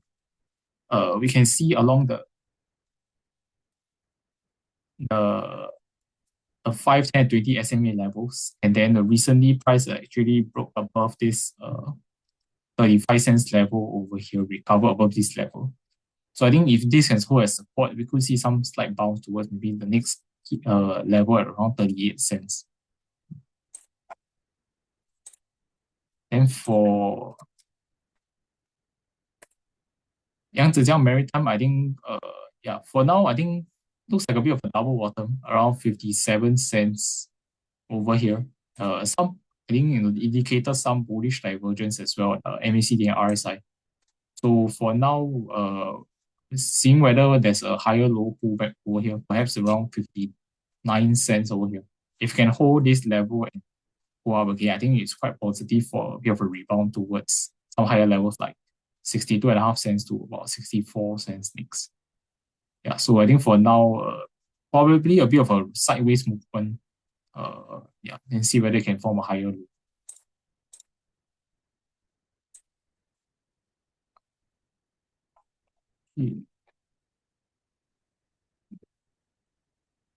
Yeah, I'll just try to go through a few more. Next one, Propnex. I think Propnex, because of price action, okay.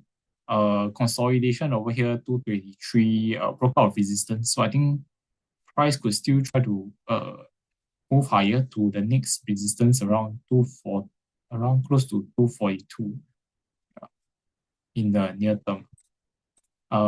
Next one.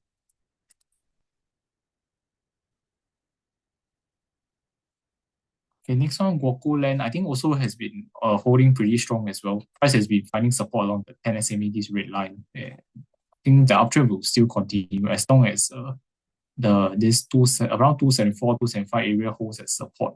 Okay, then I'll talk about the main questions, DBS as well as OCBC. So for DBS, I think after the earnings price has pulled back a bit, but towards finding support around this $57.40 level, this swing low, as well as this overall uptrend channel support, this trend line over here. So I think overall we might still see probably some sideways movement, some short-term resistance around 58 to 59 area over here. So maybe some sideways movement between $57.50 to about $59.